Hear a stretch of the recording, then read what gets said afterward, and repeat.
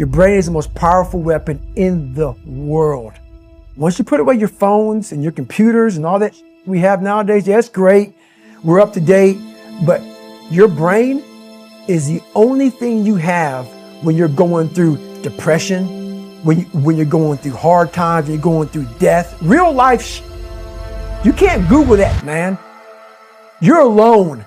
You're alone. You may have a shrink you're going to, you may have a best friend you're going to, but there's 24 hours in the day where you're alone in this brain, and your brain is talking to you in all kinds of ways, and it wants to control you and pull you in these different pockets. If you can't control your own brain and your brain controls you, you're There's a moment when every boy realizes no one's coming to save him. And that's when he becomes a man. And some boys never get there and stay children forever. The bottom line is, no one's coming. No one. No one's coming to push you. No one's coming to tell you to turn the TV off. No one's coming to tell you to get out the door and exercise. Nobody's coming to tell you to apply for that job that you've always dreamt about. Nobody's coming to write the business plan for you. It's up to you. And because you're only ever going to do the things that you feel like doing right now or that feel good right now, unless you understand that you've got to parent yourself, you got to push yourself, you're not going to make your dreams come true. You're just not. You know, life created this person, me. Life created me to be this fucked up person that I was back in the day. And I had to realize, man, that's okay, man. It's not my fault. Now I gotta go back and fix this shit, though. So a lot of this isn't your fault, why you do some things you do, why you feel the way you feel. But no one's coming back to save your ass. You have to go back to where the shit started, wherever that place is for everybody, and have the courage to go back there and start fixing what broke you. So whenever shit gets nasty, David Goggins goes, "You had nobody anyway, motherfucker. You had nobody anyway, motherfucker. Look around you. There was no fucking team. It was you." But everybody needs that pat on the back.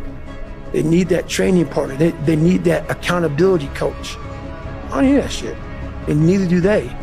But it's what we've trained ourselves to believe that we need.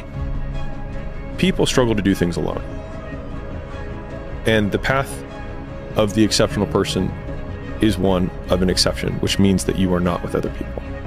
And rather than fighting that or bemoaning it, see it as an indicator that you're on the right path.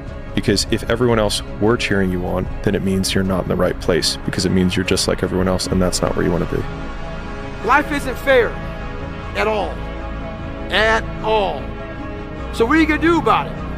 I knew that no one was coming back to help me. No one's gonna miracle me to be somebody special. So, mentality is the only thing that gets us through life. I was an underdog. We are all underdogs in life. Even the baddest person in the world should think that way. So you should always have I've never arrived mentality. And the can't hurt me mentality is no matter where you come from, the sewer or wherever you think you're from.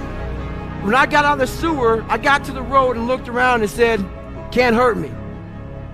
I suffered on my own and developed this man who said, it's who I am, man.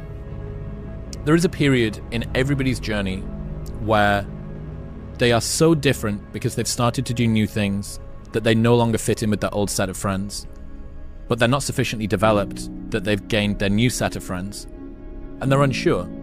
Should I go back? Should I lean back into getting a bag in with the boys on a weekend? Is that the highest, way that I can live my life passion forward? Because that's what everybody else does. And all of my friends are taking the piss. Oh, not drinking again. Too good for us, are we? Not going out again this week. Oh, okay. Well, enjoy staying in home and reading. Fucking nerd.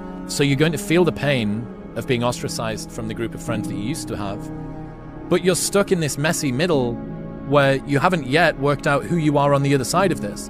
And that lonely chapter that's in the middle is something that I would say almost nobody that I've ever met who has gone from a place where they are to a place where they want to be hasn't gone through.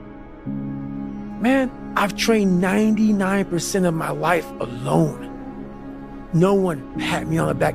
I did all of the work alone. When you train alone And I lived alone for so many years in this misery, and you're able to get out of it by yourself.